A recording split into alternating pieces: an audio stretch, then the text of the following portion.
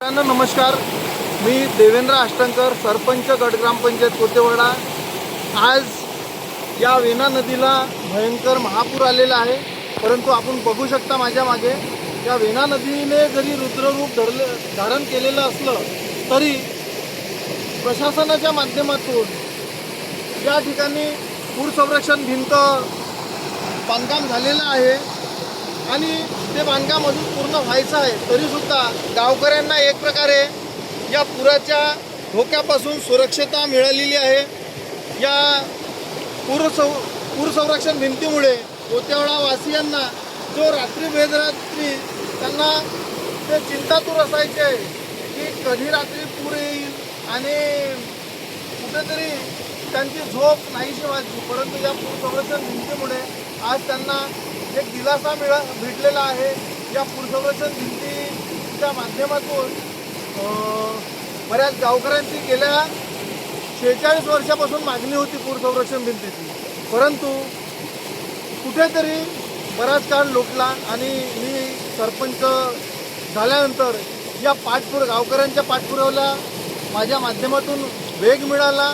माननीय आमदार श्री समीरजी मेघे यांचं विशेष सहकार्य लाभलं आणि आज आपण बघता की हे पूर संरक्षण भिंतीचं काम पूर्णत्वास येत आहे आणि हे काम पूर्ण झाल्यानंतर हा पहिला एक महापूर आणि या महापुरात या अगोदर एवढं जरी पूर आला तरी गावात पाणी शिरत होतं, परंतु आज आपण बघताय प्रत्यक्षात की एवढा पूर येऊन सुद्धा गावामध्ये पाणी अजून शिरलेलं नाही आहे आणि या पूर संरक्षण भिंतीचा जो फायदा आहे माझ्या गावकऱ्यांना झालेला आहे।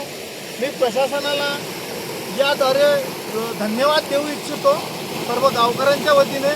अशाच पद्धतीची पूर संरक्षण भिंतीची गरज माझ्या परिसरातील गुमगाववासियांना सुद्धा आहे। त्यासाठी माननीय आमदार साहेब, प्रशासनसुद्धा माझे सहकार्य करत आहे आणि तुमच्या सर्व गावकऱ्यांच्या आशीर्वादामुळे माझा पाठपुराचा वेग अतिशय जोरात सुरू आहे आणि लवकरच आपल्याला गुमगावला सुद्धा पूर संरक्षण भिंतीचं एक निधी मिळेल अशी मी शासनाकडून आशा बाळगतो। आपण बघताय की एक काळ असा होता की लोकांना थोडा पूर आला तरी लोक झोपत नव्हते, रात्री बेरात्री की त्यांना चिंता असायची की पाणी आलं घरात शिरेल की वाहून जाईल, जनावरं गुरांचा प्रश्न, सर्व प्रकारच्या प्रश्नामुळे त्यांना कुठेतरी चिंतेचं वातावरण निर्माण व्हायचं। पण आज माझे गावकरी या वेना नदीला एवढा पूर आला तरी कुठेही भयभीत नाही, चिंतित नाही आणि त्यांना कुठेतरी एक शासनातर्फे या पूर संरक्षण भिंत बांधकामामुळे दिलासा भेटलेला आहे।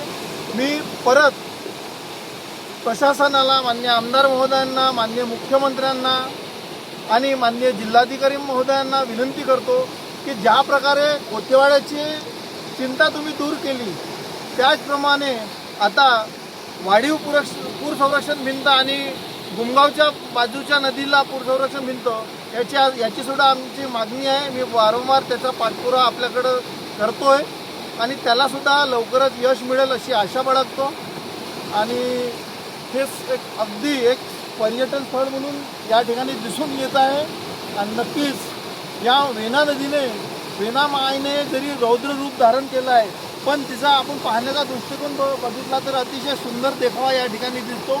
भविष्यात कोतेवाड्यात या पूर संरक्षण भिंतीमुळे एक प्रकारे पर्यटन स्थळाला वाव मिळेल अशी आशा बाळगतो आणि पुनश्च या पूर संरक्षण भिंतीसाठी ज्या ज्या मंडळींनी लढा उभारला, ज्या शासनाने सहकार्य केलं त्यांच्या मनपूर्वक मी सरपंच म्हणून आभार व्यक्त करतो। धन्यवाद।